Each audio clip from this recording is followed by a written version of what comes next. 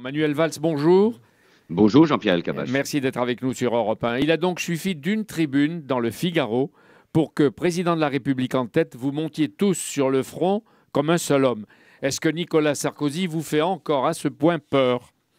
Non, dans ces moments-là, Jean-Pierre Elkabbach, il faut garder son sang-froid et rappeler tout simplement les principes qui régissent nos pouvoirs publics, qui régissent la Constitution.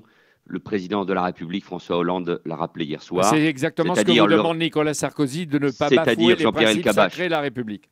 Jean-Pierre Elkabbach, c'est-à-dire la séparation des pouvoirs, l'indépendance de la justice, le respect de la présomption d'innocence et du rôle de la défense, et le respect des décisions de la justice. Et moi, après avoir lu cette tribune de Nicolas Sarkozy, j'éprouve au fond un malaise. Nicolas Sarkozy, pendant qu'il était président de la République, était précisément garant de l'équilibre des pouvoirs.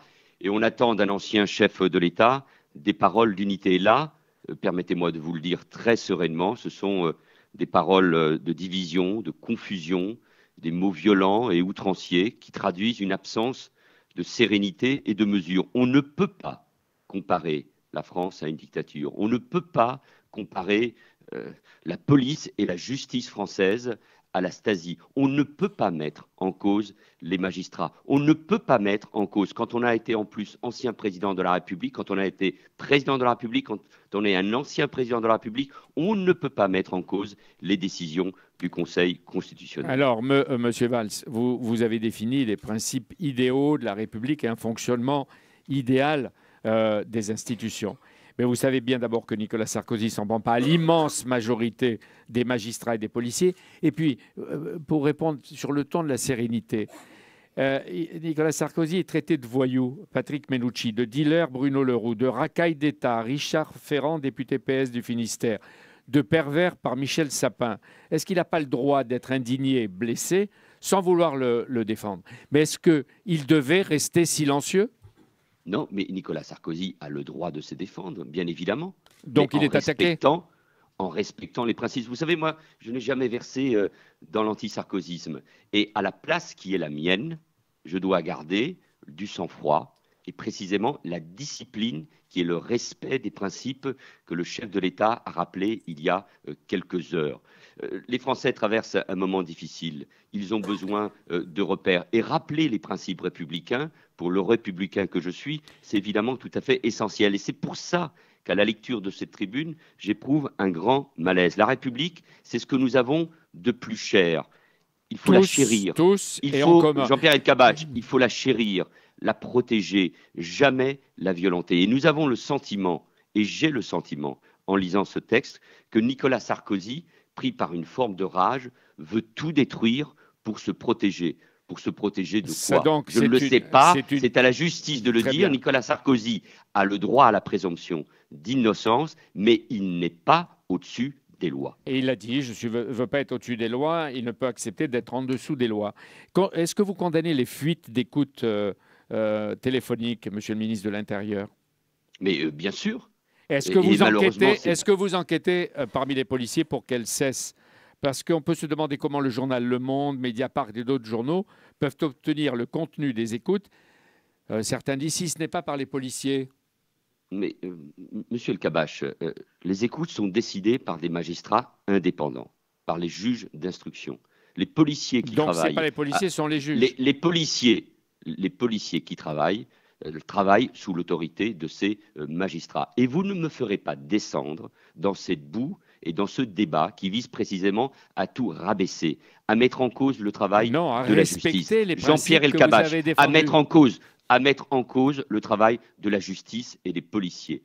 La justice et la police doivent travailler sereinement. L'attaque de Nicolas Sarkozy, Jean-Pierre Elkabbach, l'attaque de Nicolas Sarkozy contre la magistrature, pas contre quelques magistrats, contre la magistrature. Et ça n'est pas la première fois de sa part. C'est une attaque. Ceux qui ne sont pas indépendants. Ce sont des magistrats indépendants, Jean-Pierre Elkabbach, des juges d'instruction qui n'obéissent à aucun pouvoir politique. Et il est du rôle de chacun dans ce moment. Non, Jean-Pierre Elkabbach, excusez-moi. Et pardon de me citer. Jean-Pierre Elkabbach, vous n'êtes pas le porte-parole. Jean-Pierre Elkabbach, vous n'êtes pas le porte-parole. Et vous verrez comment j'interroge Henri Guénaud. Mais je suis en train de vous répondre. et très sereinement.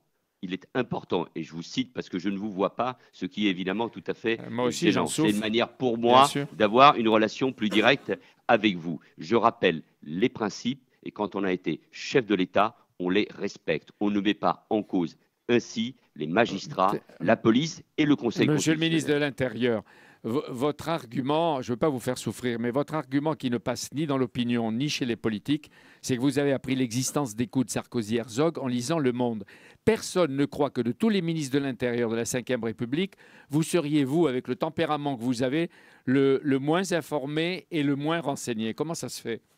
Jean-Pierre Elkabbach, je n'étais pas informé d'une écoute judiciaire concernant Nicolas Sarkozy puisque je n'avais pas à l'être. Et je suis vraiment étonné, y compris de vos affirmations, et d'ailleurs d'une résonance par rapport à l'opinion, jamais étayée par ailleurs par des faits. On ne peut pas violer, on ne peut pas violer le droit, car violer le droit serait mettre en cause les principes que je viens d'évoquer. Et la police judiciaire, la police judiciaire qui travaille encore une fois sous l'autorité de magistrats indépendants doit respecter le droit. C'est aujourd'hui le cas. Ça n'a peut-être pas été le cas par le passé, mais souffrez que ce gouvernement respecte pleinement le droit et les règles qui sont celles que l'on doit respecter et que respecte la police judiciaire. Justement, Manuel Valls, vous parlez des officiers de la police judiciaire qui enquêtent, etc., avec des résultats qui remontent par étapes régulières à la direction centrale de la police. Vous êtes le patron officiellement des OPJ. S'ils ne vous transmettent plus rien, pourquoi vous ne les rattachez pas, les OPJ, au ministère de la Justice? Ce serait plus simple. Mais ces officiers de police judiciaire qui travaillent avec ces juges, qui forment une véritable équipe, doivent travailler dans le secret, doivent respecter les règles de séparation des pouvoirs. Ils travaillent sous l'autorité des magistrats. C'est bien là la fonction de la police judiciaire. Et il faut le respecter. Ce n'est pas parce que par le passé, on n'a pas respecté ces règles qu'aujourd'hui, il ne faudrait pas les respecter. Et ce gouvernement s'honore de respecter ces règles simples qui sont indispensables au bon fonctionnement de nos institutions. Rassurer les Français, Manuel Valls, ils ont peur parce qu'ils se disent qu'il y a peut-être des terroristes, il y a peut-être des espions parmi nous. Ils ont peur pour leur sécurité. Vous ne saviez pas pour les écoutes, mais vous savez tout le reste.